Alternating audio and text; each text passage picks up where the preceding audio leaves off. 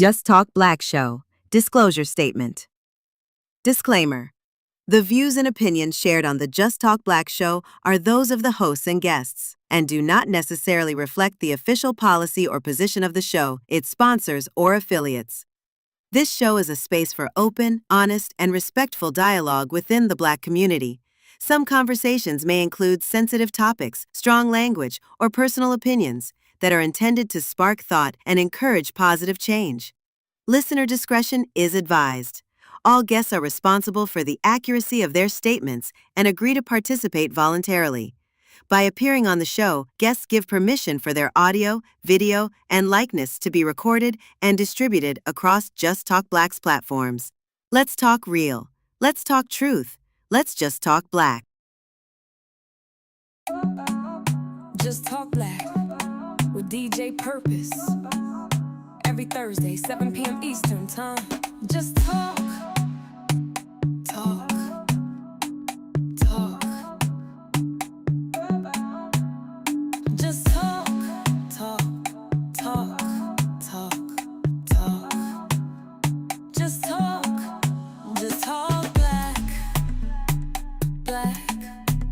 Talk black. Black. Talk black. Black. Talk black. Black. Just talk black. And I don't think that I'm wrong. They keep telling me to put it in a song, but I won't, cause it's already one. It goes do-do-do-do.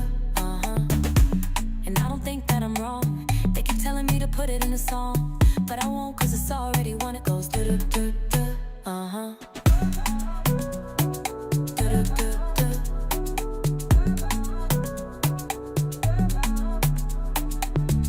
Black men in the UK, mental health, fatherhood, relationships, culture. This is our conversation. Hi guys, and welcome back to the Just Talk Black Show. Listen, I'm telling you, I'm looking forward to this one. The first ever panel discussion on the Just Talk Black Show.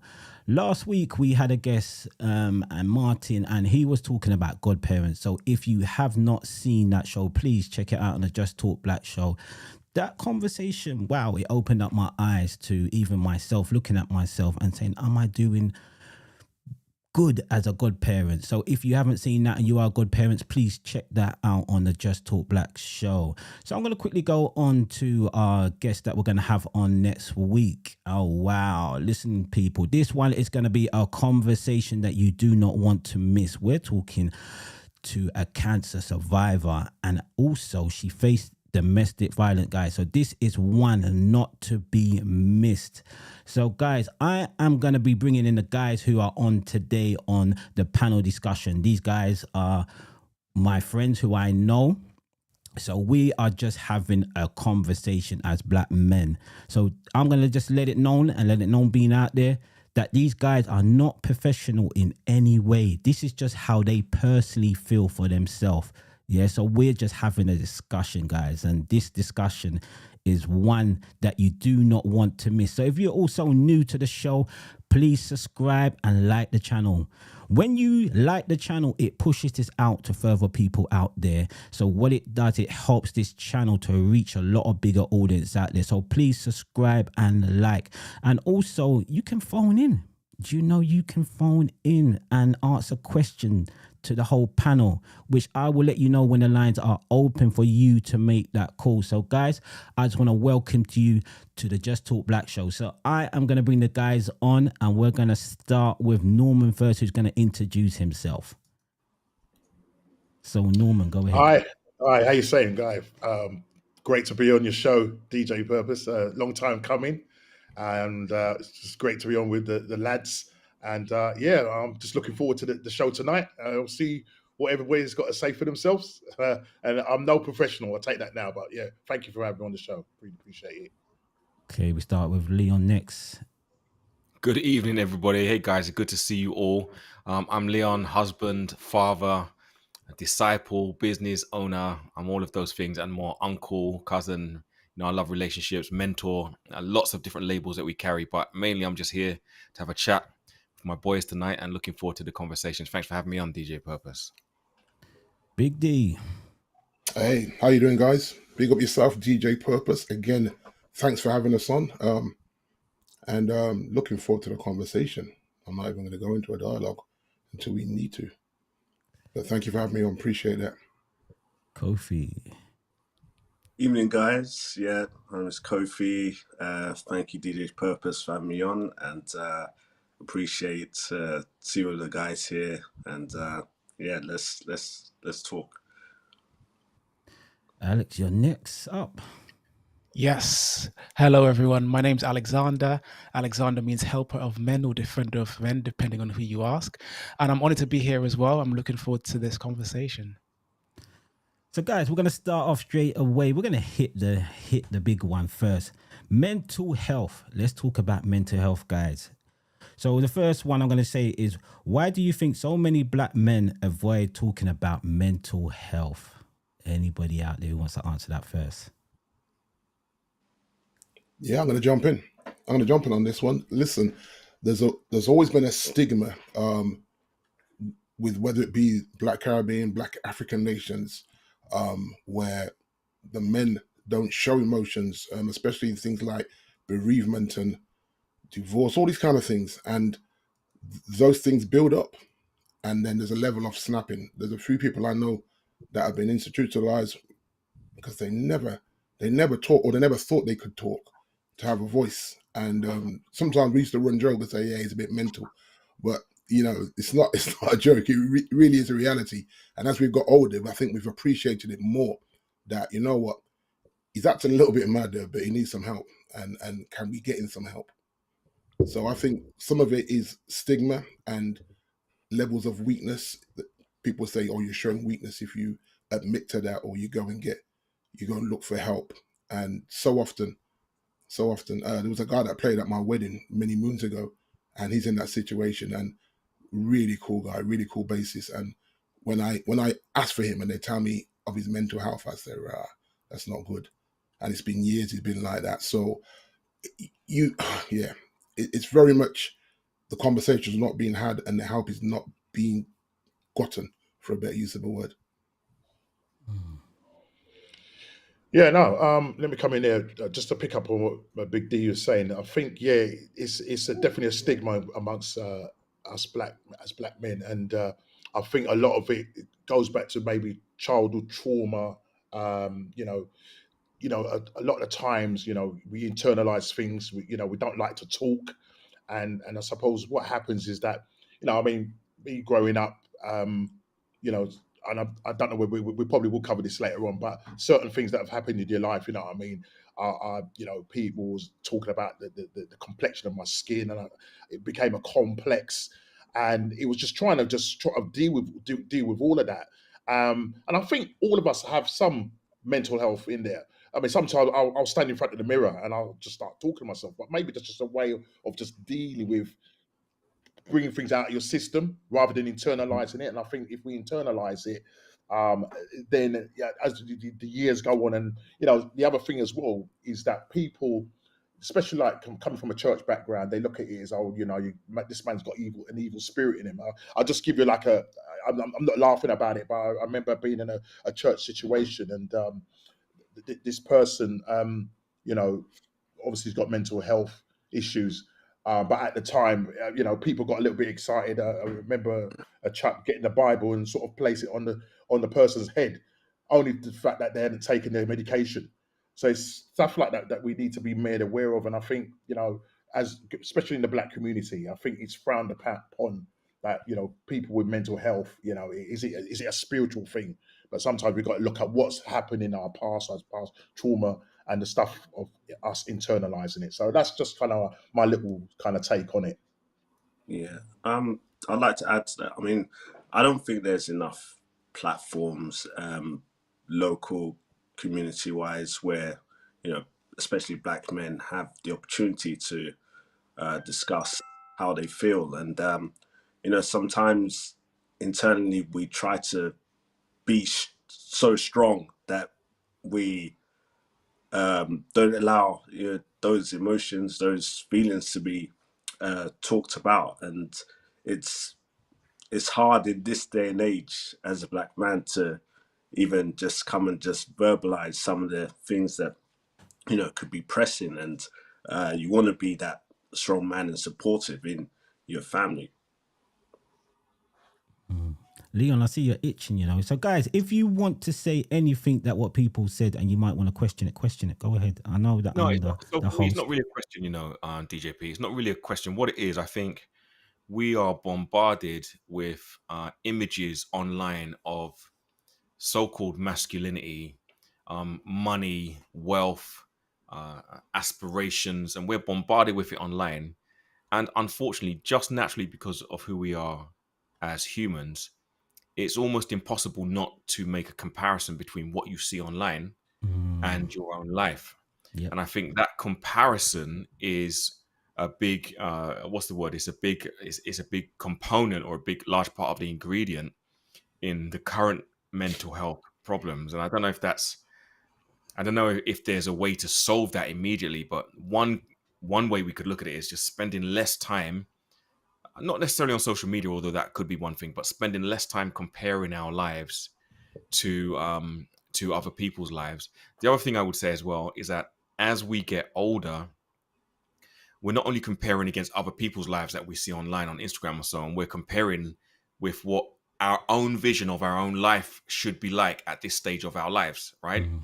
So whichever way you look at it, there's a comparison between either other people who are more successful than you are, or the image that you had of yourself when you're younger of what things would be like when you're here now.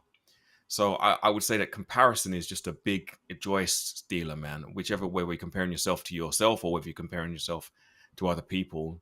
And yeah, it's tough out there at the moment for a lot of people. It really is tough out there at the moment. And I would just say that, you know, stop the comparisons and start talking. I think these type of forums are really, really good to help with mental health, I think.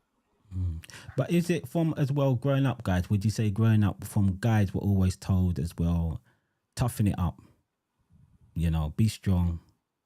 So we hold in most of our feelings because we feel if we let it out, we're being weak. Am I just, you know, I know when I was young, it's like when you fell down and you cut your knee, toughen up, be strong. You know, you felt most time in life, I feel like I can't say nothing because it's shown a part of weakness. That's when I was growing up younger. I thought, you know, I'm a man. I just need to get through it. You know, I can't ask for help. So then all that builds up inside of you that you feel like, you know, it gets to a point that you explode. I don't know if that's been a part of our we need culture. to be strong though. We need to be strong though, DJ Purpose. We need to be masculine. We need to be providers, protectors. That's the role that we've been given as men. I think the key for me is to say, okay, you know what? Now this is too much. At a point where it genuinely gets too much, everybody's got a different strength. Everybody can carry different loads. So at the point where it gets to you're saying, okay, this is just too much for me now. That's the point where we shouldn't be tough, where we shouldn't be strong, where we shouldn't be like kind of macho and try and show the world everything's all right. When it gets too much, that's the point. That's the time when we need to talk. I always felt as the eldest son in my family. I mean, I grew up and there was 5 boys, and I had to carry the load of, you know, all the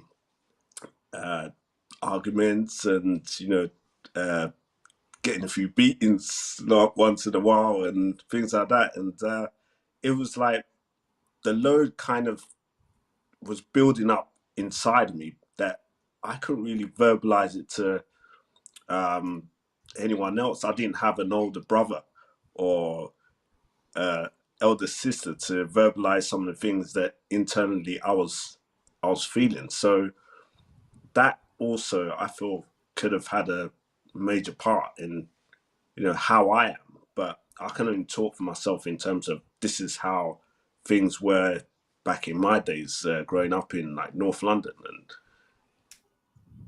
yeah, like who do you go to? You say like, Yeah. I believe that a lot of us don't ask the question, who can I talk to? That's right. And I think, who can I talk to? Like, so I'm an entrepreneur, right? I do. When I need love. Sorry, I did that. Jump in. Sorry. It's a really important question to ask, Yeah. because and I think a lot of times whatever we are going through in our mind, we play over a past trauma, or we're thinking about it constantly in that negative plays. But if we can get into the habit of asking a question, then we'll get answers, right? So for me as an entrepreneur, it's a lonely road. Even though I have other friends who are entrepreneurs and doing it, it's still my business, and it's might be a little bit of a different situation for everyone. But a couple of weeks ago, I had a friend of mine. We sat down to talk about marketing, and I don't know what I said or how I said it, but I asked, "How you doing? What's going on? What's up?" And he's like, "Man, it's been so tough." And I'm not gonna lie, I was shocked. I wasn't expecting it. I thought he was gonna say, "Yeah, it's going good, you know. I got this new client, that." But when he opened up to me, he was saying he didn't know that he could talk to me about this stuff. And I think sometimes if I know that I can speak to someone about something, the likelihood of me having a conversation about how I'm feeling, sad, mad, angry, whatever, the likelihood of me speaking to someone is super high, because I know I can talk to them and I know they're not going to judge me. But if I don't know whether someone's going to judge me or not, I'm definitely going to hold back. And I think that's a situation for a lot of men. Yeah. Yeah, for sure. So guys, I am a co-founder, co-facilitator of a platform called Men Cry Too. We're on YouTube monthly. We used to be twice a month. We started in the pandemic, and we've had a lot of men come through from all over the country, all and and worldwide as well. You know what I mean? America, St. Lucia, places like that. And it's amazing that when they come to have this conversation with us, with my friend, with me and AJ, who do this, some will just come to listen. They said, like you'll say, you know, we always ask people to introduce themselves, and then we'll say, guys, if you feel free to talk, and we do our own intros, and then we let people talk. And loads of people will come on and say, yeah, I'm just here to listen. And within maybe 10 minutes of hearing people engage, they put their hand up and say, like, can I say something? I'm like, yeah. And they were just waiting to see, like, I think that vulnerability to say, well, I ain't sure about this. Like, you know, I mean, these are strangers to me, which is how we started. You know, there's two guys that met, but everyone that came on was strangers. Obviously, there's friends of mine that came on that had been through bereavement and just wanted to see what was going on. But it was amazing that from other people sharing, Leon would share, Norma would share, and then Alexander would go, listen, guys, I just heard Leon and Norm's like, could I say something? Yeah, man, come through. And so sometimes men are just looking for that opportunity just to let some stuff out, just to excel, literally excel, and say, guys, listen, I'm hearing Leon and Norm's. I've been through that madness. I thought it was just me. I thought that was just my journey. And I think that is important that we do as men. Talk to your brother, talk to your cousin. If you roll tight with a cousin, meet up with him, have a drink, a soft one. But you know, and just engage. And like Alex just said there, he wasn't expecting his brother to say that, so that kind of threw him a little bit. But then he didn't push him away. He embraced the conversation, and I think embracing the conversation will help a lot of mental health. That's for sure. And actually admitting as well that I'm struggling. Like when I lost my dad back in 2007, man, that took me sideways. Leon Normal confessed to that. Took me sideways. Didn't see that one coming, even though I knew his heart transplant would last him forever. But because I spoke to him that week on Skype, we was using Skype them times, you know what I mean? Old school technology. And he's coming to see me in St. Lucia. Well, because I'm living in St. Lucia then, and World Cup cricket. Pops is on it. My mom's coming. My older brother David's coming. And then I get that call. And my world just gets absolutely turned upside down. Body slammed in St. Lucia on my own. Because Sheena was traveling for business. And yeah, I had to figure that out to get home and be part of a funeral that I didn't sign up for. Because you think your parents are going to live forever. You know, as a kid, you think, my dad is tough like boots. He ain't going anywhere. Even with someone else's heart. But once the heart started to play up, he always said, no more second transplant. You have to let me go. I've had 9 years when they guaranteed me 5. And I was like, right, Pops, you can't say that, man. As a son, you're saying, Dad, you can't say that, man. He said, listen, they promised me 5. I'm in year 9. I'm living on borrowed time, and we had to deal with that. And even with the tears, I never saw my dad cry until my father-in-law died, and it lashed me. That's his man's them, you know. Like we got man's them. So my dad weeping at the graveside. I had to look at my dad sideways to say, "Yo, he may have cried when I was born and said, about this big head boy I just produced. He may have cried then, but I never seen him cry as a kid. He was always a soldier warrior, the fixer, making everything right in the house, you know? So just at the cemetery of my father-in-law's took me, man, kind of had me look at him in a different way. I respected it as well. It's like, Pops, man, let it out, man. That's your boy. From when they came over on the boat and all that. That's when they met, coming over from the Caribbean, from Jamaica. And to put him in the grave, yeah, that broke him up. The second time I saw him cry was when his dad died in Jamaica, my grandfather. So, yeah, he didn't let it out like that. But when he did, you're like, on boy. your thing, on your thing, men cry too. Is it mainly people who are suffering bereavement, or is it just men who are having a hard time and need a space to talk? It's a bit of both, Leon, because we've had guys that have just come on because they've gone for a bad divorce, and they're seeing that it's a platform for black men, and we have left it as a platform for black men because I think it's needed. There's not enough platforms for us to understand the culture and everything else that comes with that, whether it be divorce. Because I consider divorce a bereavement, Leon. And I don't know if other people, some people might not think that, but I think it's a bereavement. I think when you're in a relationship that you think is going to go the distance and it doesn't, yeah, man, your heart is broken. Even if you feel 100%. like you've got to get 100%. out of it, your heart is broken, like you've died, or that situation has died in you, you know? So, yeah, man. That's why it's very open, and in that sense, just come and have a conversation and let's help each other and know that you're not going through that alone. Well said, I bro. think for me, I mean, I don't find it difficult to cry, and I think that sort of stems from my dad. I mean, he was fondly known as the weeping prophet. So anytime he went up to give a word or anything, literally tears would just constantly fall down his eyes. And I'm very much like, I'm quite an emotional person, passionate person as well. You know, an Arsenal fan for my sins, so that even makes it even worse. But it's important to have these platforms, as Big D is talking about, and having these platforms where you can share your experiences. They always say a problem shared is a problem halved, and I think that's really important that you're able to go on these platforms where you're listening. I remember coming on one of those platforms and just to hear and getting over my parents' bereavement and stuff like that. It's hard because I was there when my mum died, and I was there. You know, I took the phone call. I'm getting quite emotional right now. Sorry about this. I'm getting quite emotional. I'll come back in a second. That's all Sorry. good, bro. That's all good, bro. That's all good. Right. So Sorry. it's all right, Norm. Don't apologize, broski. Do not apologize at all. No. This is what about. It's a lived experience, guys. It's a lived experience. When you have that, nothing you do in life signs you up for losing your phones. I'm telling you, nothing in life. I carried my dad. I carried my father-in-law's coffin, and I shoveled that dirt in, and I said, "What am I doing here? What is this?" It hits you different, and it hits everybody. I can't say to Leon or to Alex or anybody to say, "Oh, you're gonna feel like this." Nah, you're gonna feel like how you feel. Don't listen to anyone that tells you, listen, man. No. When it's you, when it's you.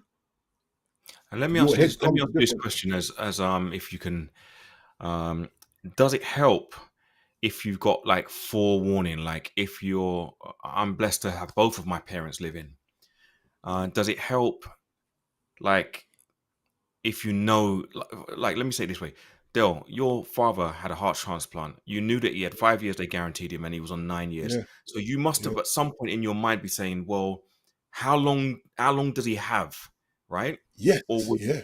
Right. So I don't know if it helps to have that kind of like, I know it's going to happen at some point. Yeah. Or if it's someone who dies suddenly and you wasn't expecting it, it's just like out of the blue, whether it's harder that way or whether it's easier if you know. I don't know. I mean, is one way harder or one way easier? I think they're both the same. I think they're both the same. Yeah. I think they just hit you, mate. any loss is going to Yeah, be both the they same. I just get hit what you're you. trying to say, Lee, and I understand what you're saying from because you sort of prepared for it. Yeah, But to lose a person, I know. I lost my sister. It was just like a phone call. That was it. You know. So it's hard. I think no matter what, you lose somebody. It's just like okay. It's yeah, hard. It's hard. I mean, even yeah. to the day, I have never visited my sister's grave because I just Is it? want that memory of goodness. People never understand why I don't go to the grave, but it burns, and I just want the good Yeah, memory of my sister coming to me and saying, you know what, I've given my life to God. I'm going more to church, and yeah, I've never visited that grave, never. yeah, And it's hard. It's these things are hard, you know. yeah. It hits, This it is what I hits would. us as men. This is what I would say to you, DJ Purpose. Go and have a conversation at the graveside. I had to do it with my dad and my sister. My sister died in the pandemic, not from COVID, but from just negligence. Never mind. And my wife had to wake me out my sleep because I worked nights to tell me that madness. So if you know that, you know when your body's tired and you go into a deep sleep, and then someone shakes you out that sleep, you jump up a little bit panicked anyway. And when I just saw the tears streaming down her eyes, I said, not again, because I just lost my brethren Sean just a few weeks before that, like about 12 days before that. So it was like twice she had to wake me out my sleep to tell me that Sean had died, and then the second time my sister had died. And I was just like, so every time she shakes me now, I have flashbacks, guys. I'm not even pretending. You just have to wake me out of my sleep for something. Something's happening. She goes, D. I was like, what? No, it's fine. Calm down. I just needed to wake you because of X, Y, and Z. I said, God, thank God for that, Sheen. So something that I've got to deal with that. Every time I get woken up from my night assignment sleep, it's not bad news. You know, the ones, because that's a mental thing as well, because there's a little trauma there. As in, two times. And with my dad, it's a phone call. I never forget it. I'm a session musician in St. Lucia. So the guy, we're in a valley. So you're losing calls in the valley where his yard was. I come up the hill, my phone goes nuts. And I see about 3 or 4 calls from my brethren Tucker living in New York. So I said, Tucker's calling me. And I call him. He said, brother, you have to call home. Pops is gone. I said, what? And then I just saw messages coming. I said, Lord of mercy. And that was it. That was just the whole nosedive of my life in that moment. You know what I mean? Because it was because he's coming. All my mind is thinking is, yeah, man, in 5 days he's on the plane to St. Lucia. Yeah. And we're gonna have a good time. We're gonna watch cricket, and he's gonna tell me that I don't know about cricket because he knows everything about cricket, and all these jokes that we're gonna have at the cricket ground and barbecue chicken, and if you've ever been to West Indian cricket, it's a mad party all the way through while they're playing serious cricket, and that's what he was looking forward to. And so the devastation of that, you can't explain it, Lee. Yeah. Even though I know he was on borrowed time with someone else's heart, I didn't think that time was up then. Yeah. I'm going to bring this question up, guys. Can you see the question? Yeah. Can you all see the question? Alex, can you see the question? Yep. Does anybody want to answer this question? Let me put it out there to the audience as well. If you've got any questions that you want to ask, please put it in the chat so we can see it. We can bring up your questions. So any questions that you want to ask the panel today, please do ask. As I did say, we are not professionals. We're just going on our own personal feeling, guys. This is how we feel. So anybody out there who wants to answer this one? Only because I mentioned it before, DJ Purpose. Can I just go back to the social media thing? Yep. We got to find a way to get our young kids off social media, except for specific times of the day. Give them an allowance or something like that. And I would say to young men up until the age, it doesn't matter, even up until our age, we're being big in our 40s and 50s now. We got to put down the social media. We got to get off the scrolling. They call it doom scrolling. And there's a counterbalance to that, right? When you are looking at the phone, just scrolling, all of your attention is going outwards, right? All of your attention is going outwards. If it was at all possible, this is for Alicia, this is my advice, Alicia. If it was at all possible to sit down with your young men, if you're talking about your sons or your brothers or who it may be, and just take a moment of meditation, like just quietness. Just put everything down. No music, no phones, no radio, nothing. Just be quiet for a period of 15 minutes a day. I'm telling you, that quietness and that going, instead of giving your attention outwards, going inwards and just thinking, allowing your thoughts to do whatever your thoughts do. I think it's been incredibly helpful for me. I'll go as far as saying that I took a break some years ago and did a 10-day meditation retreat, which was completely transformative for me. And on that meditation retreat, you're not allowed to talk to anybody. There's about 50 guys there and 50 women there. Men and women are separated. You're not allowed to talk from the evening when you get there. They say, okay, we're going to ring this bell at 9 o'clock tonight, and then talking stops. And for 9 full days, you're allowed to talk on the last day. For 9 full days, there was no talking. It's just you, your thoughts, no pens, no paper, no magazines, no books, no phones, no radio, no television. It's just you and your thoughts. And although not everybody can have the extent of 10 full days away to do that, 15 minutes a day of quiet meditation, or if you're of faith, prayer, it is incredibly valuable for your mental health. Alex, you want to say anything? While you were talking, Leon, I met up with someone today, and he told me that he's going to go on a 4-day silence retreat. And if one more person mentioned it, that's 3. I might have to do it. But I said to him, 4 days. I talk a lot, of 4 Alex, days. I'm But telling you, it is phenomenal. It feels like your brain has had a wash. That's the best way to explain it. It feels like your mind has had a shower, like it's been a bath, has just been cleaned up. It's phenomenal, man. For anybody that's interested, can I say the name? I can say the name of it, right? It's called Vipassana, Vipass,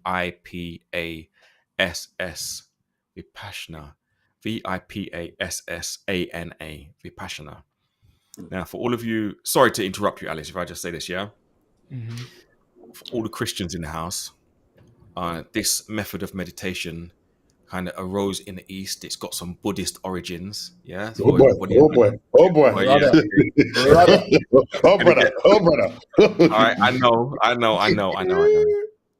But it's not a religious thing as such, and for me, it was completely phenomenal. But Leo, is that something that you could do? I know what you're saying. Do you have to actually?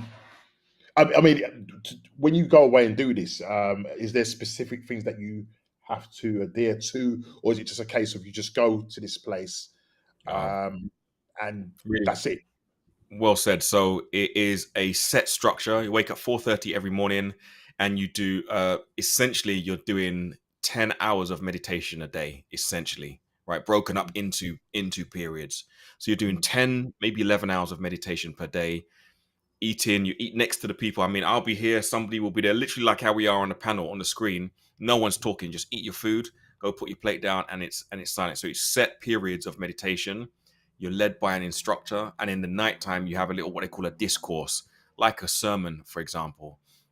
I'm telling you, Alex, do the thing, man. Do the thing, bro. Go and check it out. It is really, really, really good. Did you feel like you needed to prepare for it, like a 1 day of silence and then working your way up to 10 days, or just straight 10 days in? No, I just did the straight 10 days. And the first time I did it, I needed it. I mean, I was under intense stress and pressure. And I needed this moment of I felt like my brain was cracking up. It came at the exact right time for me. Believe it or not, it's meant to be 10 days and they encourage you stay for the whole 10 days. But for us, they had to shut it down at 8 days. And I'll never forget what the guy said. He said, you know what? I can't believe I'm having to shut down this meditation retreat. We've never, ever done this before. We have to send you home because the world that you left when you came here is not the same world that you're going back to. We obviously couldn't have any news. And of course, this was 2 days or 3 days before they went into lockdown 2020.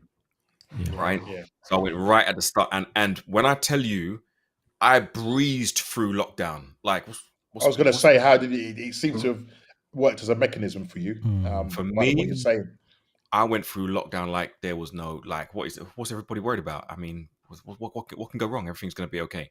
Yeah. That time of quietness and meditation, honestly, guys, I would highly recommend it for everybody. I need to now that I've said it, I'm going back to my own meditation tomorrow.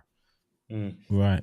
Quickly, guys. Good. Let's Lord have quickly mercy. let's quickly go. I'm going to ask you guys this question, and then we're going to go for advertisement break. So we're going to go from Norman to Leon to Big D to Kofi to Alex. What makes you proud to be a black man? Norman. Oh boy. Don't make it long because we got loads of questions. Boy, what makes me proud to be a black man? Just being me, and just showing my culture, my black culture. I think that's what it is. Just being me and not being ashamed of myself. And I think, just quickly, as I said earlier on, I think the stigma of being a dark-skinned person. Do you know what I mean? I think somebody reinforced it. My dear wife reinforced it because I love chocolate men. I love dark chocolate men. And I thought, yeah, that's it, man. My world is opened up. And now, yeah, bro, I'm here. I'm proud of this, man. I'm proud of this. Leon. What makes me proud to be a black man? I tell you, what makes me proud to be a black man is oxtail and butter beans, bruh. That's what makes me proud. Yeah, oxtail and butter beans, jerk chicken, rice and peas, macaroni and coleslaw. That makes me proud to be a black man. But not only that, our music, our rhythm, our melanin. Man, let me say the word melanin. Melanin, you know how valuable melanin is. I mean, you know how valuable melanin is. I don't know. I love. Again, really quickly. I was very fortunate enough to spend an overnight in Ethiopia last year. And man, when I got to Ethiopia and I kissed the ground, man, I kissed the ground in Africa, you know. We are Africans from the motherland. And I don't know, I just love everything about being African, man. It's beautiful. Big D. The blackness, the skin, the melanin, like Leon said, the food, the culture, the music. I'm a musician. Us guys play golf. We went to Turkey one year. I got there first because I refused to fly from Gatwick. And the lady said, "Oh, your society." I said, "It's all brothers." And she said, "What, we got another 30 black man coming?" I said, "Yeah." Her face was a picture, Lee. It was so funny. I said, "They're not ready for us in Turkey." And when the man's arrived, you know, when the man's just bounced through and everybody was looking, look at these guys. And that's when I said, look at the blackness. I love it. I love who we are, what we stand for, what we do. And we have to stay strong. That's it. Yeah. Kofi. Yeah, I'd say for me, like going back home, like in my early teens, and I kind of felt the sense of freedom to express myself, and you know, just eating the raw food of the Ghanaian food, and I was just Jollof. not even jollof, like I'm fufu. You're joking. dipping your hand in the Yeah. fufu and you're eating it, and you're just, this was a different taste altogether. And like, it just made me feel like, what am I doing in the UK? I should be home. I should be like, you know those feelings. And that's what it meant to me. Alex. Yeah, there's two things that come to mind actually. One, quite simply, is our creativity. I've never seen a group of people that can be so creative, you know, in all areas, not just like design and art, but in all areas. I've never met any group of people, and I've met a lot of group of people that can be so creative. But I went to Gambia a few years ago. The first time I went to Gambia, we went to Kunta Kinte Island, or his village, and there was a lot of stuff to take in there. I saw this ship that enslaved people were on, and how small it was, and how many people were on this ship. And I thought, wow, I was born in a tiny island in the Caribbean, and I'm on the other side of the Atlantic. And I thought, I'm in my right mind, regardless of all the trauma that's passed down, that's in our DNAs, but also alongside of that, it's the power, the creativity, the beauty, the whole solidness that came back from 400, 500, 1,000 years ago, from the beginning of time when God molded the earth together and made a man. And I'm like, that's all in me. And I just think like that is amazing, because if you look at past trauma that we weren't alive to experience, and then there's other traumas that we're aware of, grandparents, parents, and all that kind of stuff. And it's like, look at us here, all sensible. Do you know what I mean? We can all string a sentence together. We haven't lost it. And I think there's so much power in that. And that's what I'm proud of, our creativity and the innate power that we've got in our DNA. You know what? Just quickly, I'm also going to say, I just love this. I just absolutely love this, that us black men can come on and say how we feel. That is so wonderful to see this. I mean, for us just to speak about our culture and us being black men, to finally have a say in how we feel. Just to watch you guys say that, I'm like, this is amazing. Absolutely amazing. You know, so we're going to go for a quick advertisement break very quickly. I'm going to make it. Then we're going to come back, guys, and then we're going to hit on the topic of relationship. What's up, everyone? This is Leon Brown, CEO and co-founder of Elevation FX, London's #1 financial education and trading company. And right now you are locked in with DJ Purpose on the Just Talk Black Show. Just Talk Black Show is your home for everything community related, business, education, finance, relationships. And we've got to run this up and make sure we help DJ Purpose make this the #1 show in the world for black community related topics. So listen, I want you to like, share, and subscribe on every single comment you can. And make sure you keep it locked in with DJ Purpose on the Just Talk Black Show. Just Talk Black. Hi, my name is Janice Ramos. I am a soul jazz singer, and I am also an abstract portrait artist. I had my interview with the Just Talk Black show, and I loved it. I had the pleasure of being in that show, and can I just say, I was very well received. The host was spectacular. He asked the right questions, interesting questions. That got me thinking a little bit. It was an experience. I liked it. So if you're someone who is a business owner, if you're someone who's an entrepreneur, you know, trying to do something for yourself, trying to promote your business, your product, hit them up. You won't regret it. See you. For a limited time, 10 Black-owned businesses can promote their brand on the Just Talk Black Show absolutely free. The Be Uzuri platform was launched by Biddy to promote much more than just being active. Featuring talented trainers from around the world, Be Uzuri brings you representation that matters. Be Uzuri Fitness is an online wellness platform for Black women, featuring not only workouts for the gym, yoga and Pilates, but also affirmations, meditation, and African Caribbean plant-based recipes.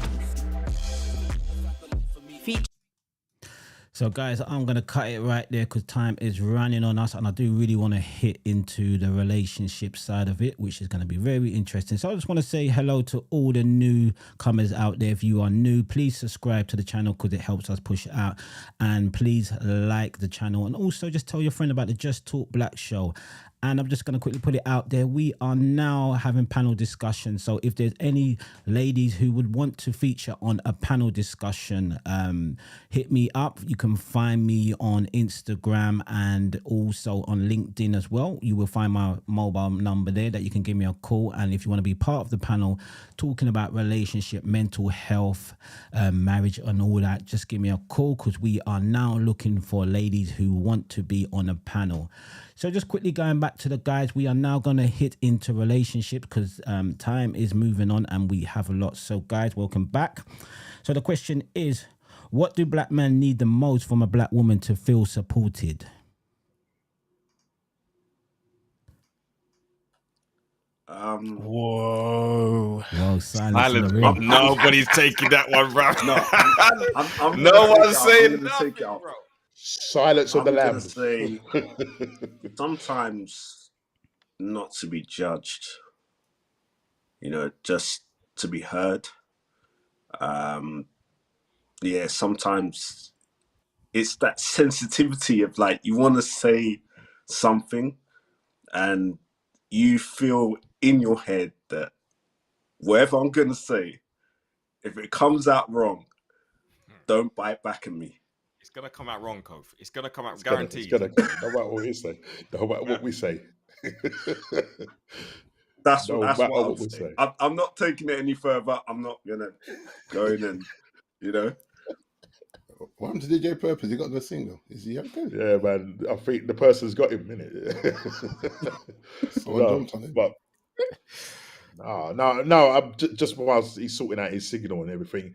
Yeah, I think just to be heard, you know, from experience, and I'm comfortably in a locked room, so I'm okay.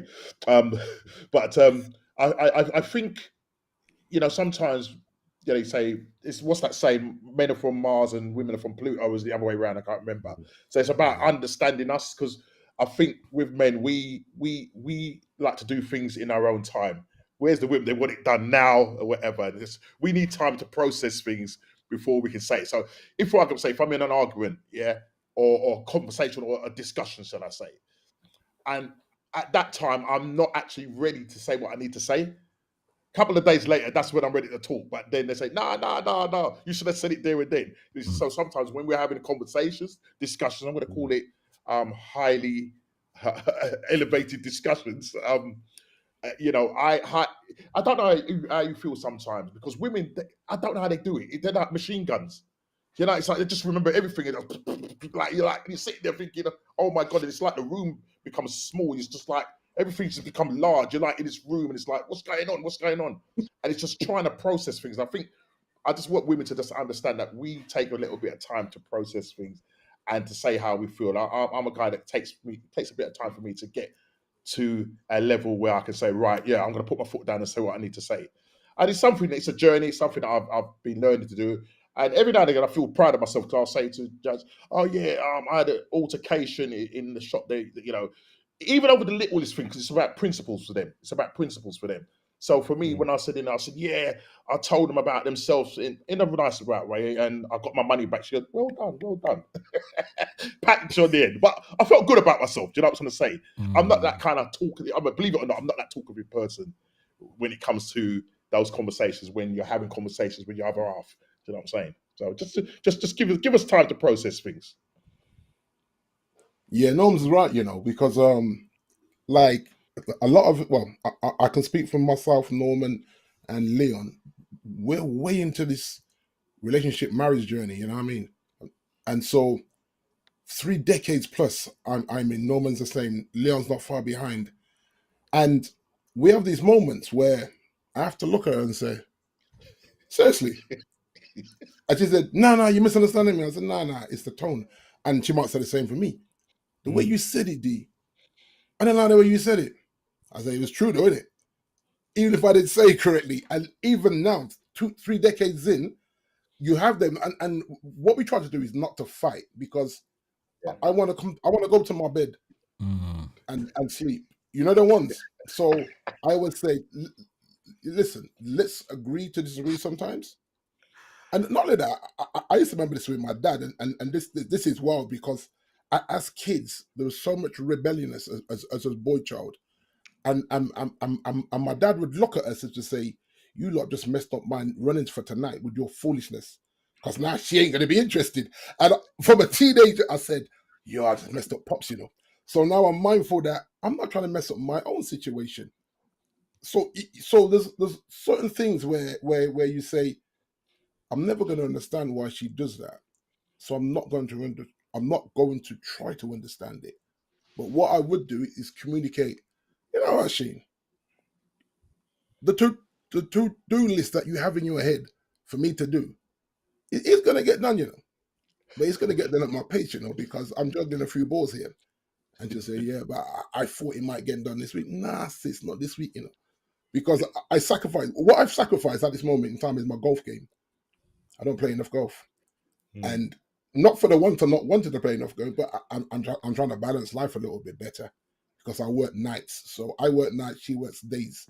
So there's a real weird part where we have to come together and have conversations and our prayer time, all that kind of stuff. So like I would normally do prayer with her tonight, and I'm on here with you guys, but she's cool with that because she said it's important that you man come and talk.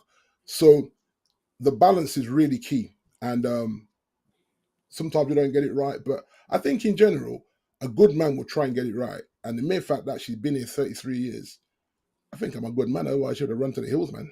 She got, you know what I mean? She got 6 sisters that will come and beat me down if I behave myself. You know there was. So I'm well outnumbered when it comes to her side of the family and the females. She has no brothers. And I think as well, that is important. Her not having brothers, there was not a brother in the house to kind of, I always say, I'm the adopted brother. When I go to the family events, I school all of them. I said, you're like that because you didn't grow up with a brother. You just grew up with a dad who had to kind of lean to that side because he was way outnumbered. 8 women in his yard, you know. What is that? That's a madness. And so I used to always go to my father-in-law and say, listen, man, let's go. Let's do something manly. Let's go for a drive and drive quick. You know, there was because he was very careful how he drove his females about. He didn't like to speed with the women in the car. But when me and him go out for a drive, we pressing. And so he missed out on that, where I had brothers and sisters, so the balance was different. So, yeah, communication as well. Just communicate, man. And I always say to her, don't expect me to be a mind reader. Tell me. If you're vexed, tell me what you're vexed about. And then if I don't like it, I don't like it. At least you told me. And sometimes they say, well, he must have seen the way I feel. No. Tell me. That's where I am. Tell me. And if I'm hurt by the way you told me, then deal with it, man. But like I say, when you're about decades in the journey, certain things, the synergy, you just sync, man. Everything just, I can give Sheena the look. Oh, sorry, I'm giving out a government name. I can give Bean the look. And the look is enough. Like we can be in a situation, we look at each other and we know exactly what we're both thinking and we just laugh. And no one said, what are you laughing at? I said, I looked at her, she looked at me, and we know why we're laughing. And then when we get in the car, we said, sis, she's like, bro. And we know what, especially in church, when you're in church and moments happen, we don't even have to speak. We just look at each other and we know that we're thinking the same way of what we just witnessed. So I think that's the beauty of it. That's a real beautiful thing. Yeah. Leon, you want to go ahead? Well, it's get hot in here all of a sudden, bruv.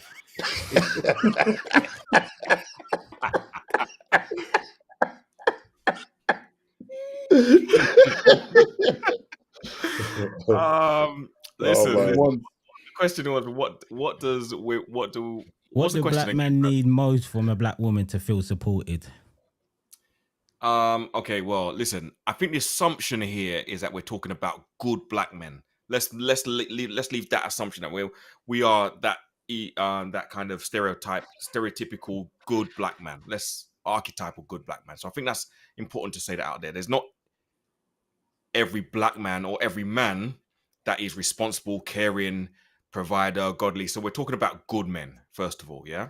So what do good black men need from their woman? I think some of the guys have mentioned it as well. That thing about mind reading, absolutely, I think it's right. And the thing about, I think if I was going to design another perfect woman other than my wife, see what I've done there? Yeah, if I was going to design another woman,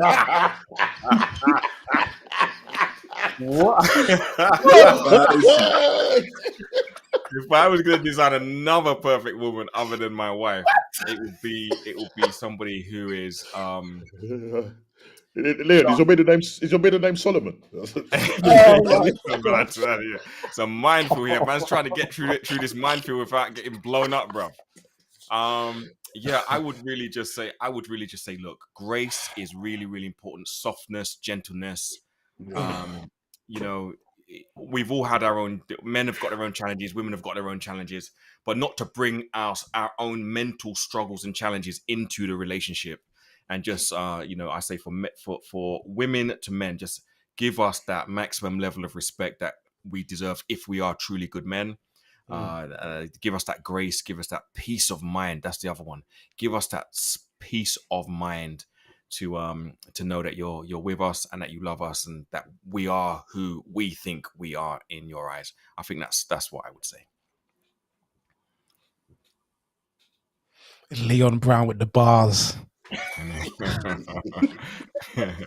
Barry Kofi. White, man. Barry White. What would you say, Kof? Yeah, I mean, I did say earlier about just giving us room to be able not to be judged, and just to have, because sometimes men can in their heads be afraid to say something because they know it's not going to come out the way they would want it to be perceived. But sometimes like just taking that step back and just not looking at a man like with a hard look. Sometimes like women can look at you with a hard look to just prepare themselves for that moment where you're gonna say something, and then it just all goes to the wayside, and you're just thinking, why did I say that? And you regret saying that one thing that was hurting inside that you wanted to say, but you didn't want to feel. Yeah. Can I just ask a question? Just general, just throw it out there. As men, and people that have been in relationships, do you ever sometimes feel being mothered? Do you feel like you're being mothered? Sometimes. No. I'm just throwing it out there. I'm just saying, like, do you ever say to your missus, like, you're my mum or something, you know what I mean? What's going on here? I'm saying, I'm a big man, I'm saying. But I don't know if that's just something that, because we're not taking up our rightful responsibility sometimes. I mean, listen, I got married quite young, and I was out playing snooker, I was out playing football, doing all the stuff, you know what I mean?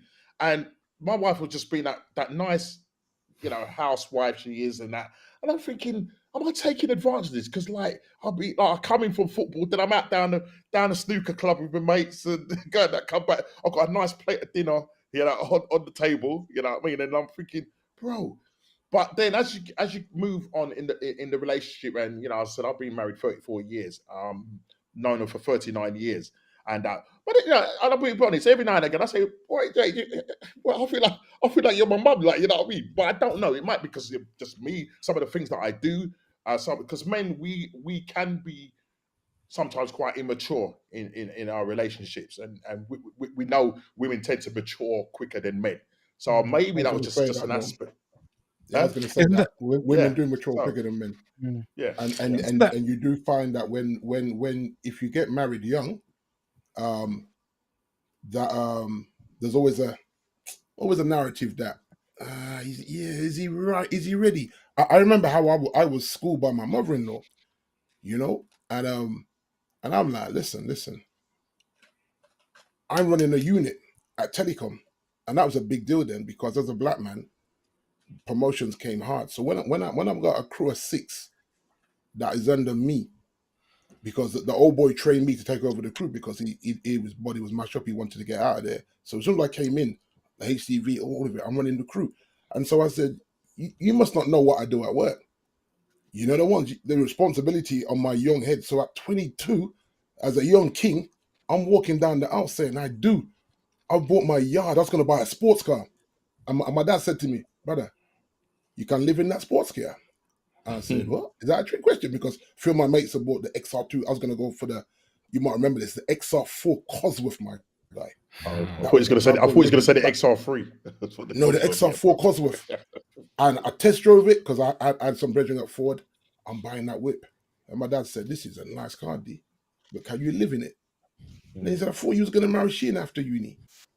I said, hey, what the Pops? Pops coming at me unnecessary right now. I'm young, so I want everything. I want the house, and he said, I'm going to bless you with a car, my old car, and you go buy the house.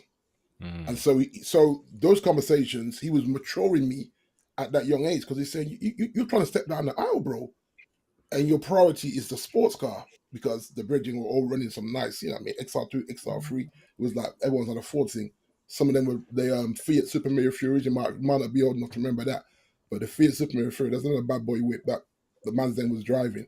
And so everybody needed to roll up at church in something that looked a little bit extraordinary, because we can be extras as black men. We like that. even now, we like nice whips. Yeah. We're not trying to drive a dusty car. We're just not. It's just in us. If you're a car person, you're gonna drive a nice whip. So yeah, it's that communication, that level of let me mature, and let me mature as quick as she is, and balance the house. And I think the balance in the house is one of the key things where Yeah. I don't really Yeah. need to be told to go cut the grass and all them things there. You know what I mean? Like, I'm not expecting to mess with that heavy equipment. That's what I'll do. To this day, I fuel the cars. I said, no, give me the keys. I do that. Now But she you gets know, stranded, she can put petrol in the car. Can I just But quickly just say something? those Sorry to duties. just interrupt you. I That's just want to cool, say to the audience, if you do want to phone in and ask a question, you are now able to phone in because the time is running. So you can see the call-in number at the bottom. So you can phone in and ask the panel a question. We will try to answer it. We're not no experts, so please just remember that also. It's just coming from our heart when we answer these questions. So please, you are able now actually to phone in. So the number's running across the bottom. So please, guys, do phone in or put your answer in the chat and I will bring it up to the panel. Sorry, Big D. No, that's good. That's good. I think we missed Alex. Alex didn't. Yeah, can we move on to Alex then? His view on that one yet? Yeah, you guys said a lot of good things, man. You said so many good things. Oh, here we go. Here we go. We can get away with it. We can't get away with it, bro. Yeah. I agree with You can't everybody. get I home and agree be with safe everybody. tonight. Yeah, I agree with everything that you guys have said, and I have nothing to add. So I think definitely understanding. I think that's really important. I think I like psychology, and psychology is really important just for with your friends, your parents, your children, your significant other as well. I think having an understanding of how someone's personality type is quite important, and love language as well, right? So if my love language is words of affirmation and you keep giving me gifts, we're gonna have some problems most likely, because I'm gonna feel like you don't believe in me or whatever, right? But I think like that's like understanding is a number one thing, and that goes for us understanding our spouse as well. Yeah. And understanding the sisters, what they've gone through. I think sometimes we have this, yes, we are different, right? Men from Venus and Pluto, Mars, women from, whatever it is. And yes, there's some differences, but I think from both ends, we need to try to understand how they feel, how they operate. And I think if they understand how we operate, how our personalities are, that would make for a easier and a nicer relationship because there's understanding. Yeah, still had bars. You know what? I'll tell you what. I used to every now and again drop some little soul tunes and some love songs to the. When I first met her, I used to bust out the songs and everything. I used to I'll send her roses. We should be at work, and I'll just order some flowers. You know what I mean? It's kind of dried up now, but bro, I don't need. I know what you're saying. I shouldn't have to be doing it all the time, but it's just that I'll be that moment where I just think, I just want to send her some flowers, just to tell her I love her. You know what I mean? That's how I show my way or my love language, if you want to call it that. Sometimes I'll just ring up, right, that's it, we're going away for the weekend. Right, your bags are packed, let's do it. What? Don't worry about it. It's all sorted. Do you know what I'm trying to say? And it's not ulterior motives, by the way. Right, just need that time, yeah. Just need that time, brother. To just meditate. Yes, Brother Leon.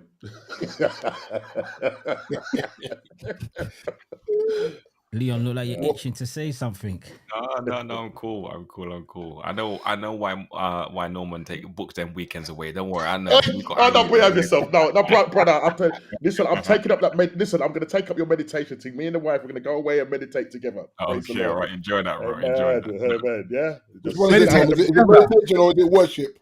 No, I'm going to sit down. No, what we're going to do, we're going to sit down at the breakfast, eat. I don't say nothing to her. We're going to have a board. We're actually 2 single beds. You know what I'm trying to say?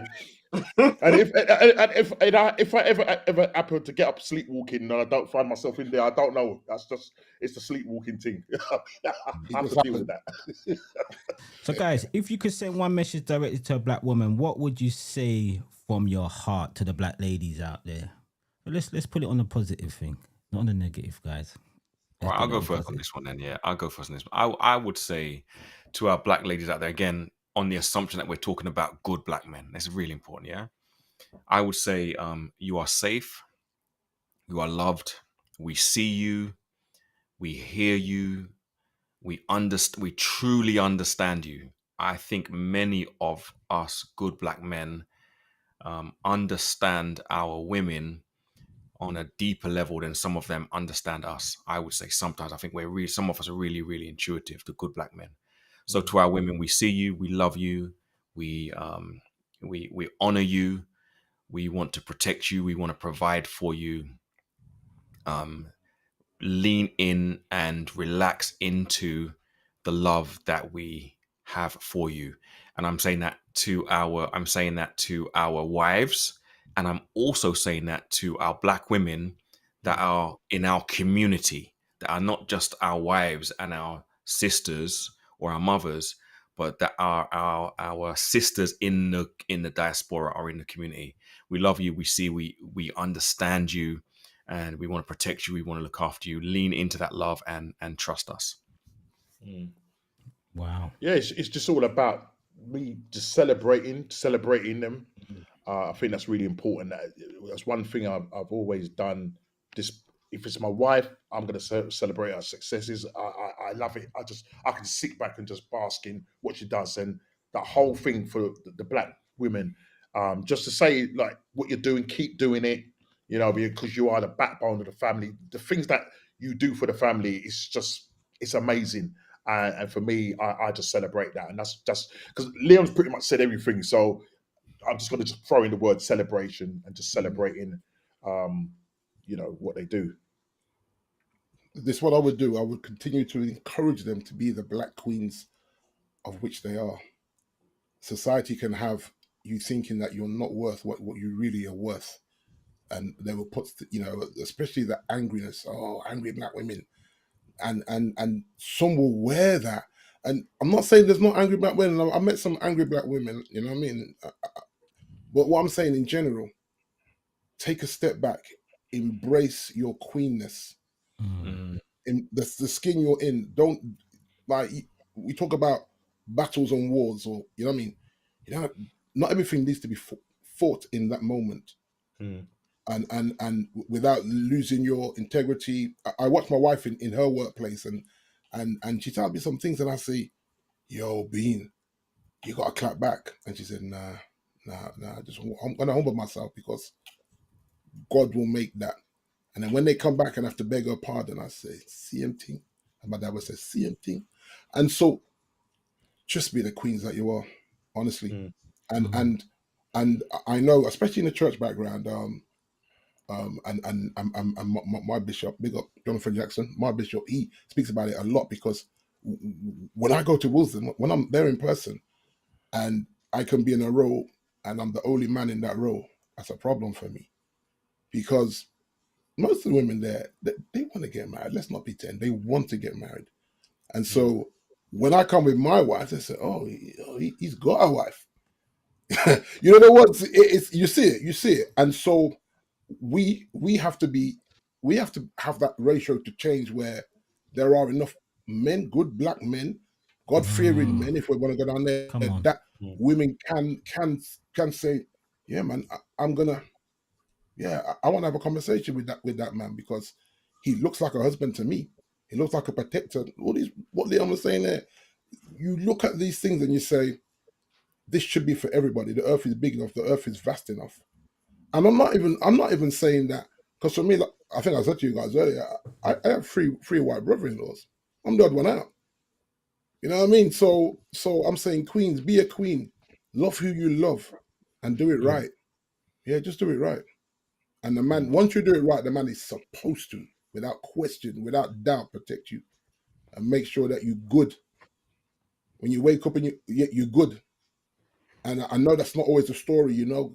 I've got some close friends that have gone through divorces, and I know. And when I hear some of the madness, I say, my Lord, bro, sis, what go on here? But just be honest. Be honest and be the queens that you are. Continue. Even when it gets hard, continue to be the queen that you are. Hold yourself good. Carry yourself good. Don't let yourself go because of life. I've seen that as well. You're letting yourself go. Don't let yourself go because of life. Keep it up. it will come good. Yeah, I'd just like to say to all the black women, all women in general, you're loved, you're cared about, and we appreciate you. You know, you've been through tough things in life, and we just want to just show that, you know, we're there for you. Alex? Why am I always last, guys? Like, how am I? What is It's what's going all on good, here? Ali. It's all good, What's bro. going on here? Oh, help me. say it I in would, reverse and you sound different. You've got the I would bars, Alex. say, You've got the bars. You got the bar, yeah. I would say thank you, ladies, thank you, women, for being patient with us when we're well. I don't really watch football. When we're out watching football and doing the rest of it, patience. Thank you for holding us accountable. Thank you for listening. I think it's just a massive thank you. I think even though we don't understand each other sometimes, the woman's intuition is like really, really powerful, and I appreciate when women share that with me. So for me, it's thank you. Thank you for every time you've showed up for us. Thank you for every time you've set us straight when you've challenged us as well, you know, because that helps us to be better men. So a massive thank you. Yeah, Well said, bro. I just want to say a big thanks to all the black ladies out there, mothers, daughters, whoever you are. I just want to say a big thank you, and keep on doing what you're doing and supporting us as black men. Never give up on us. You know, the media out there does portray us in a bad way. I personally think for myself, but don't give up on us. We need your help. We need your support. And everything that the guys just said, I just really just want to just say a big thank you from the bottom of my heart of who you are. And trust me when I say this, believe there are good black men in the world. Don't let nobody tell you that there isn't. And us black men, especially the Caribbean men, they're going to tell you, you know, that they ain't good, they're cheaters. There are good black men. I know good black men. These are some of the good black men who I know who's been married for a long time. So let nobody tell you that there isn't no good black man out there. There is. How long you been married, Norman? 34 years. Big D? 33 years. And Leon? Just past 28. These guys, you see, they look at, you know, I could go through the rest, but look how long these guys have been married for. So ladies, black ladies, there are good men out there. And that's all I really want to say. And I see that there are people in the chat. Please, please, please like the channel. We need you to like the channel so we can push it out there. We really do need you to like the channel. Just quickly, guys, how are black men seen in the media today before we quickly wrap this up? How are we seen as black men in the media? Is it good or is it bad? Alex, you go first. Yeah. Depends on the media, because we haven't got a TV, so I don't watch TV, so I don't really see a lot of it anymore. But what I see on social media is a lot of positivity. But I guess that's the algorithm is giving me what I want to see and what I'm clicking on. So I'm seeing, yeah. So in terms of media, social media, from what I see, if I'm listening to a radio or something, I'm listening to guys like Eddie Nestor, sensible guy on the radio. So I think the perception is that we'll see a lot of negativity, but I think if you turn it off, then, and this has been my experience, I turn it off, so I don't really see it. It's like when I hear people talking about 4 in 5 black men might go to prison, or whatever these numbers are, or, you know, baby mama drama and that kind of stuff. I'm like, where are they? Because I don't know them. Do you know? So, and I think sometimes we get, from what I remember seeing, is that there's perception and there's this picture that's painted of black men that I don't see, right? I only see on TV, or if I'm go through a particular neighborhood. But other than that, the men that I look up to, my uncles from church, the men that I know that are in business, all sensible and all good black men, like what Leon was saying. So I guess it depends on what you pay attention to, you'll see more of.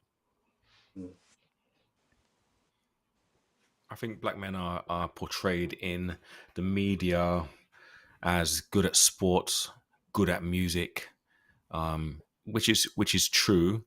But I don't think that is nearly half of the story.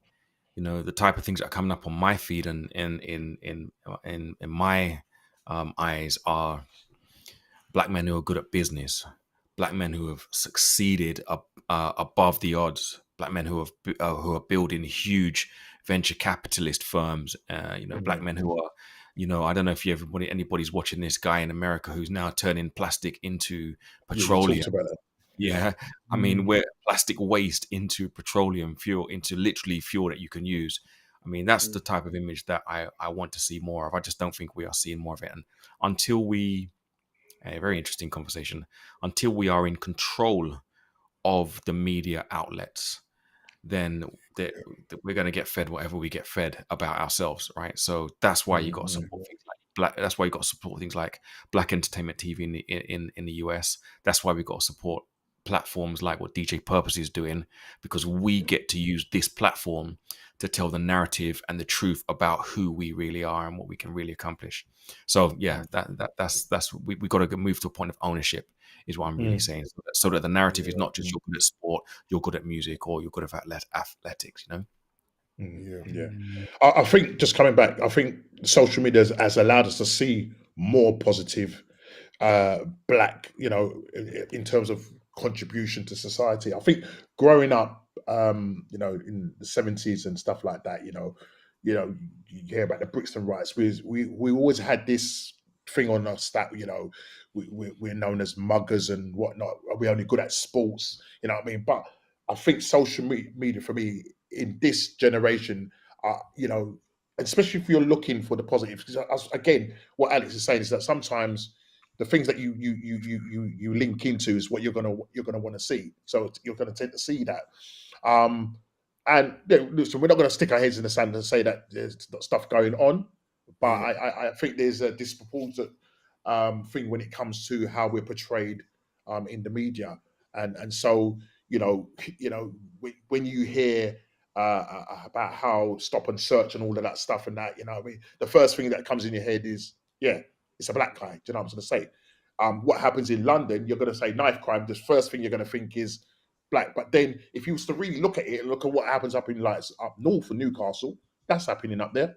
Yeah, but that's more predominantly white. So I think it's just how the media drives the information. And then that is, you soak that all up. And so the first thing is that's how you portray things. But I think social media for me is a good thing, because I'm seeing more, not just people in sports, but I'm seeing, as Leon said about the guy in America turning plastic into petroleum. Those are the positive things. And I mean, I used to do play in a band, and we used to go and play at these big events where it was like black businesses, like where young black guys were going through to like places like Cambridge and stuff like that. I can't remember the actual name of the awards. It was like an awards thingy. And I was thinking, wasn't the media here to portray all of this? Yeah, because all we get fed is another stabbing, another gun shooting, another whatever, and it's just, that's all you ever get fed. And I'm thinking, I'm playing at all these different events, I'm seeing all this positivity, guys working for Gordon Sachs and all these top financial companies and whatever firms, and I'm thinking the media needs to be here to see this. And I'm going back 15 years, 20 years. You know what I mean? But it's that whole narrative. The media, if the media is going to control it, they're going to feed you what they want you to see. And there's certain parts, I mean, I know Leon loves Atlanta, Georgia. I mean, Atlanta, Georgia is probably a completely different, you go there, it's like you see success. Next levels, isn't it? Yes, next levels. You seek success. But, been there a few times. Yeah, exactly. But I don't know if there's any place, over here where we can say is on that kind of level. But you got people like DJ Purpose, and I'm really thankful for allowing us to be on this platform and to push it out, because you start small beginnings, mate. And I have faith that this channel and what you're doing is really gonna explode and grow. And thank you for giving us the platform that we can come on and just share. Yeah. Anybody else? Yeah, I think a bit what the guy said. So many negative narratives when we all know the positives. I've been seeing the positives from a kid. I watched my mom start a catering business. I watched my dad do his farming where he would bless some and he would sell some. I watched my mother-in-law be a seamstress and be a nurse at the same time. And so there was great examples around us that but then as media became more popular, and I think Leon said it, we need to own our own medium street. You hear Steve Harvey and these guys talk about this. What's his name? Tyler Perry. Even I'm not sure about Tyler sometimes, but he's on the right path in terms of we need our own media outlets to portray what we're doing. Like Norm said earlier, they're very quick to portray the negatives, and then you stumble on something on social media, and you say, look at this young maestro keyboard guy. He's got into Berkeley at 12 years old and doing a madness, and so these are the things that I think Alex is right, where like I don't really watch TV. I probably watch more YouTube, you know what I mean, than content like this. And so when you're asking me about the Emmerdale Farm and all that, I can't tell you. I don't watch that stuff. You know what I mean? That's been part for a long time.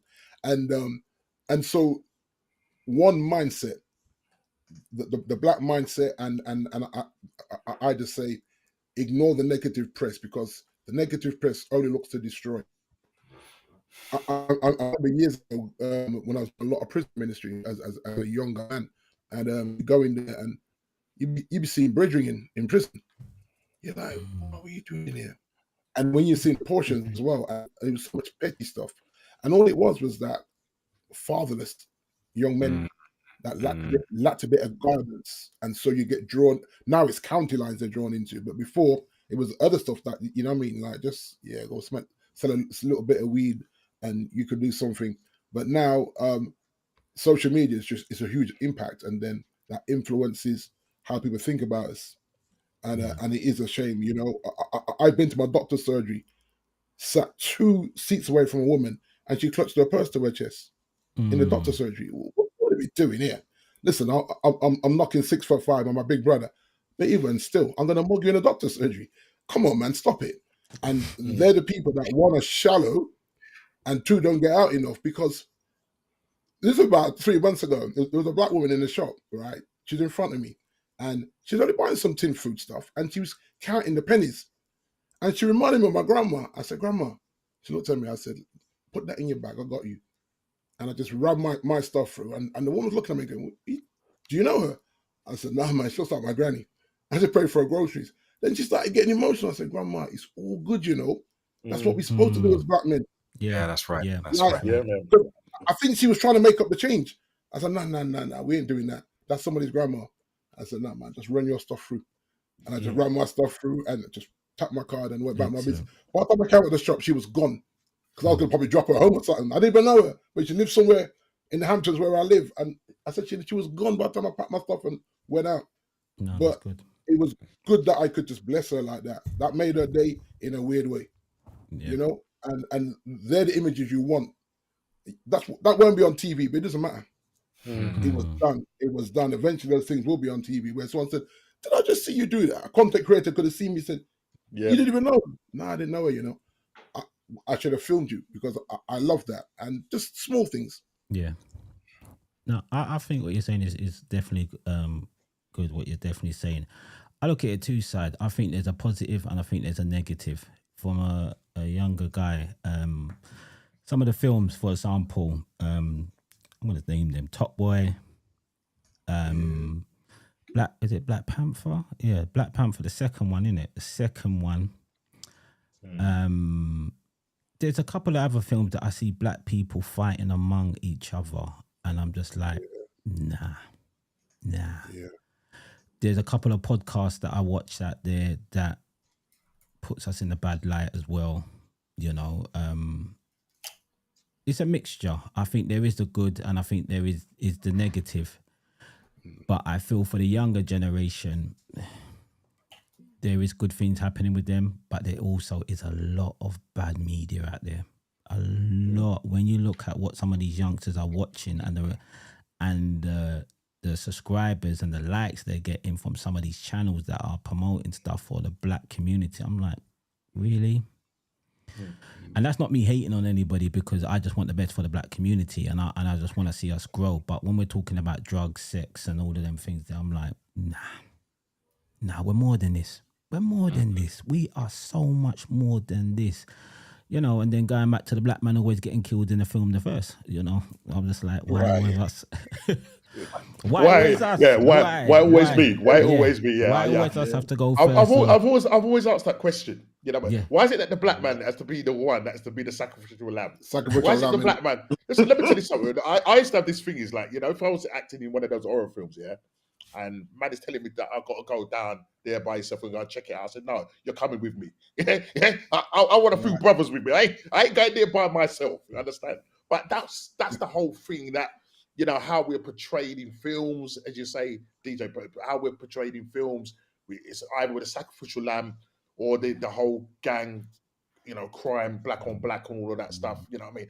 And it gets sensationalized as well. And a lot of the young people see that and think, oh, I want to kind of live that style, that gangster lifestyle, or whatever. When, you know, most times you're going to either end up on a slab or in prison.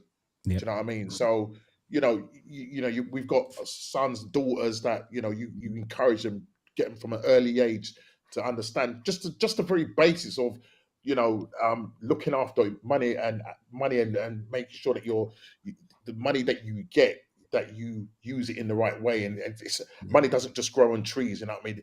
You know, it's like at an instant, that's what I want it. If I can't get it this way, I'm going to try another way to do it. So we've got to encourage them to be entrepreneurs, as That's right. Alex and Leon are, you know, entrepreneurs, and we're entrepreneurs in our own little way. And so we just got to just encourage them from young. I think that's the most important, getting them from a young age and instilling that in their brains. Do you know what I'm trying to say? Just quickly, guys, just to wrap this up, we are on the final rounds now. So I do see people watching. Please, as I said, we need to get this likes up, guys. Please put the likes up. This will push this conversation that we're having today out into the social media world and out onto YouTube. So the more likes that we get is the more it pushes us out. This is a conversation that I think that a lot of black men need to hear. And not just black men, women, everybody needs to hear this conversation. These guys, what they're saying today has been absolutely amazing. You know, and we do need to do this again. I feel like definitely we do need to have more of these panels discussion. It's the first one on the Just Talk Black show. So guys, I do big you up. I do salute you on everything you've done today on the show. Everything that you've said, I've loved, I've enjoyed, and I am learning as I'm being on this channel. Every person comes on this show, I'm always learning from them. And I'm always taking in what you guys say and learning. It's helping me to grow as a person. I tell you, since I've started this podcast, I have learned so much. My views on how I look at people and how I see people now is very open-minded. So if a person's going out on road and acting a certain way, I'm not looking at them to say, well, boy, you've got like big issues. I'm like, what's the root of this? What's happened to you in your childhood, or something that's traumatized you, or you've got nobody to talk to? So now I look at people in a total different way. My mind has opened. So guys, I do salute you and I do thank you for coming on today. So just wrapping up, because I know you guys have got to go.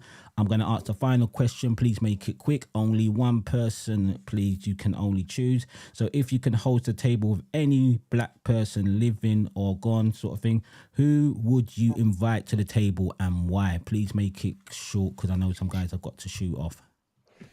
Norman. Let's start with Alex first. Not you, because Alex is going to, say why me last.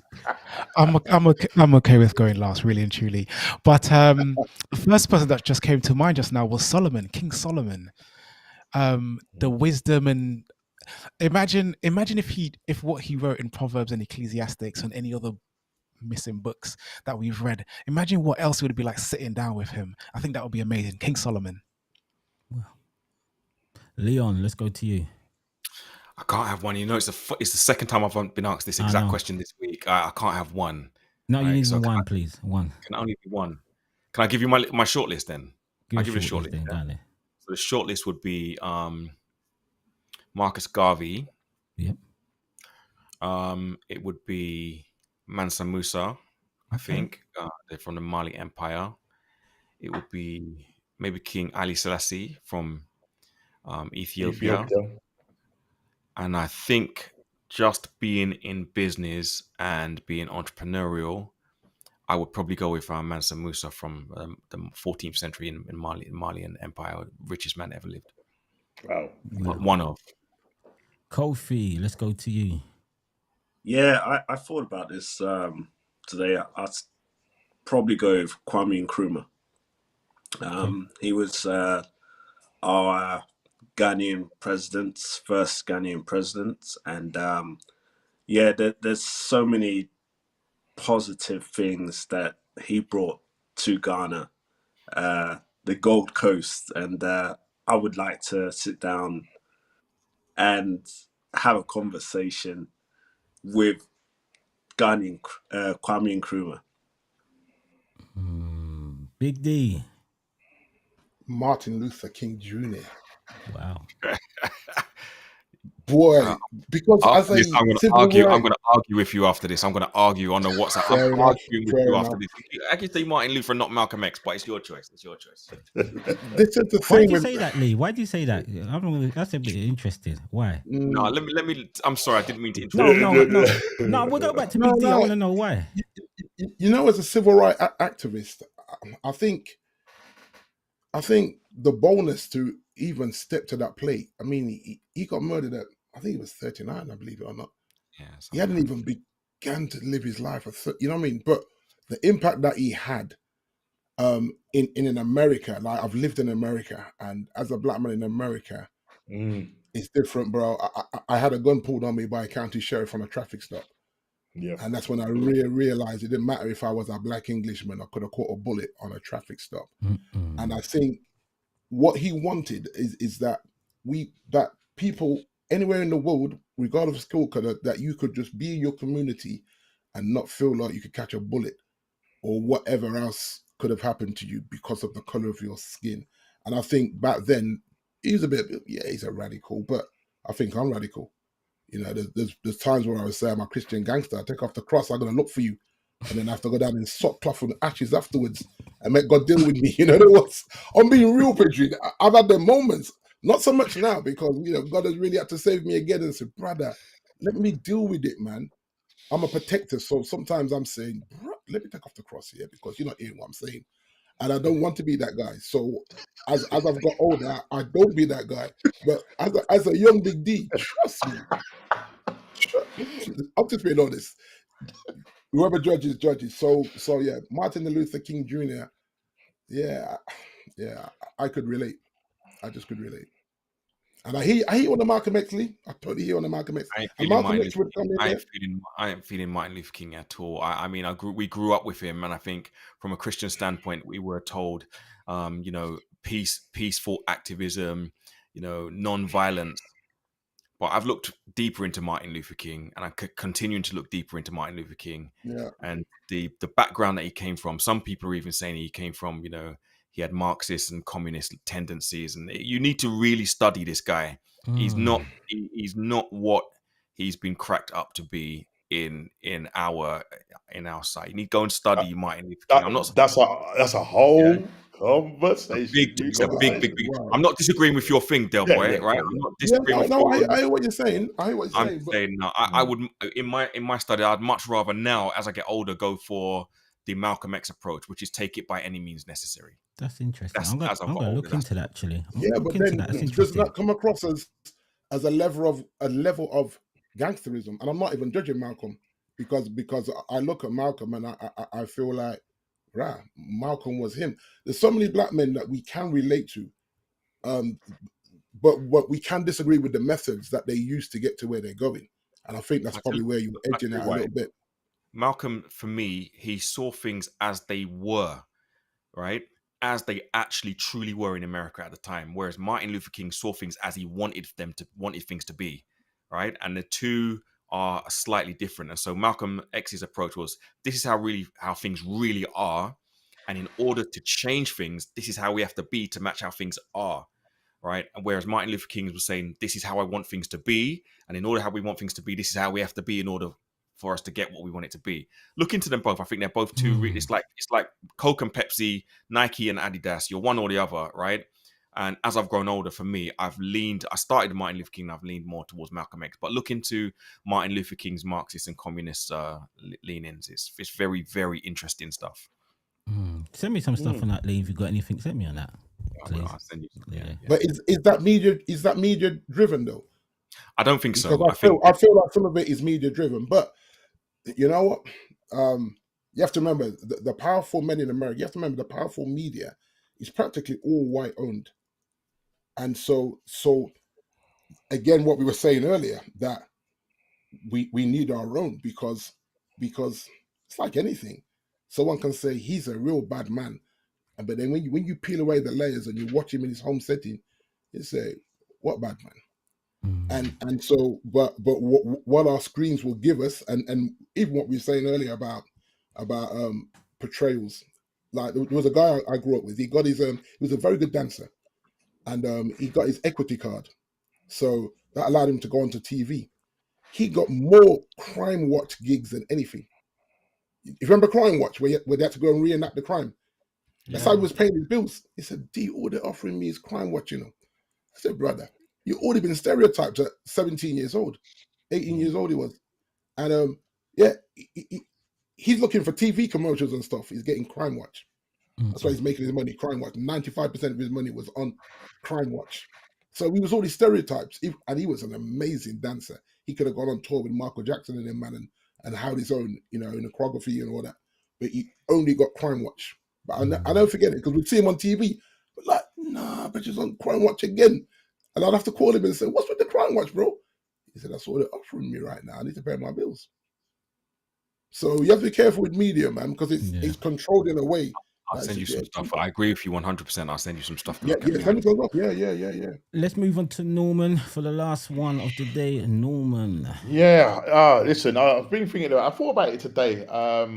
Obviously, I'm gonna go with this one that maybe. Listen, Oliver Lysite.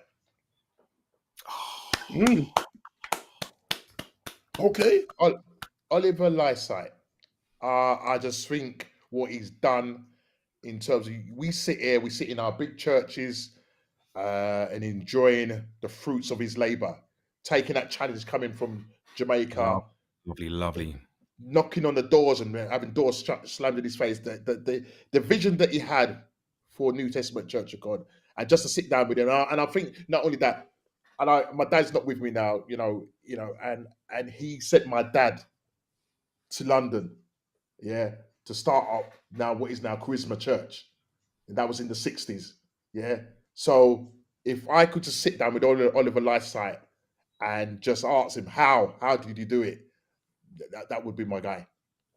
Very good. Well, I'm going to choose them all. Everyone that you said, I'm going to choose every single one. So thank you guys for giving me my one. Easy, knock about. That's my one for today. Everyone they said, I am taking every single one and putting them around the table for my table, because I'm the host, so I'm going to take the whole lot of them. So thank you guys for giving me your round the table, guys. I do appreciate you. Thank you for coming on. I know you guys got to rush off because you know busy, but Norman on AFTV, just tell them where they can find you, Norman, because you I do. I've got a football podcast show that I do, Normski TV, What's Going On podcast, every Wednesday 6:30, where I get on esteemed colleagues like Big D, Colvin, every now and Leon Brown comes in, chips in. Alex, the only thing he knows about is the World Cup and stuff like that. But I did try bringing him on. Leon, DJ Purpose is always in the chat, trolling Big D. So yeah, I run a channel called Normski TV. So come and hit me up on a Wednesday 6:30 p.m. After this, I've got to go on another podcast, another football podcast show. So yeah, great, loving it, and a bunch of black guys just talking football. Leon, just quickly tell them about your business, because I know you got a business. Just let them know. Yeah, so thanks DJ Purpose. So my business is Elevation FX, elevationfx.net, ELEVATION, F for Foxtrot, X for X-ray .net. I have a business that I run with my 23-year-old son, educating people on the financial markets and helping them to understand how investments and finance actually truly works. Alex, I know you've got a business as well. Please let the people know. Yeah, so I'm a startup consultant. I help people to start businesses from zero to hero. So from zero, just an idea, taking you to your first customers. If you Google my name, Alexander Pemberton, I should come up on the first page, if not first, but definitely on the first page. I'm still waiting for my phone call as well, Alex, just to let you know. I'm still waiting for that, mate. Big you up still on that. Kofi, I know you're part of Norms TV as well, so which is good. Is there any other thing you want to say? Any other business? I know you're specialized with Norman.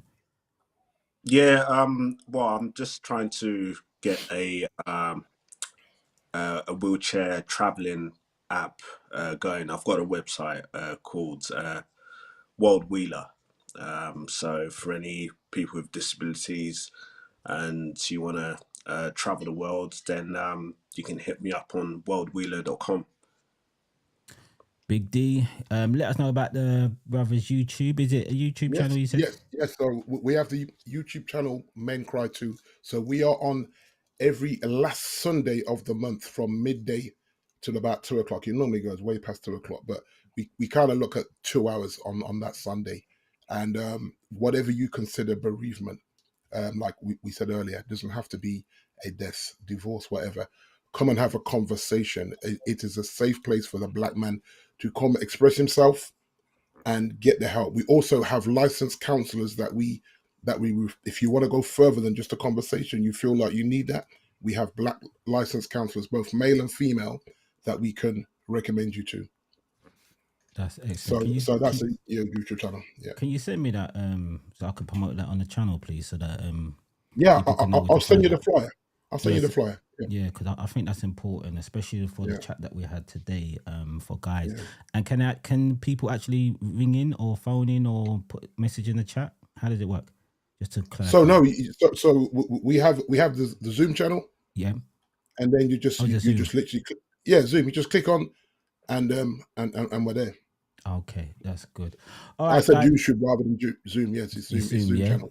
All right, guys. But I'll send you the flannel. Yep. The flyer.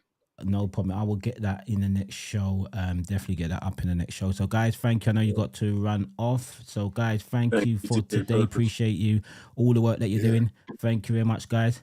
So that was it, guys. That is the Just Talk Black show for today. The first ever panel discussion. If you are watching, please hit the like and subscribe. I'm always going to say that because you know what? This channel needs to get pushed out. Conversation like today is very important. These guys have done an excellent job today. So I put my hat off and salute these guys. Thank you for coming on and just sharing your thoughts and stuff. And this is what we need to do. So if there's any ladies that would like to be in the panel on the Just Talk Black show, please do find me on my Instagram. I'm going to bring it up. So this is where you can find me on. You can find me on Instagram, LinkedIn, and Facebook. And that's the number that you can actually call me on if you think you want to be on the panel to discuss about relationship, mental health, and other sort of topics.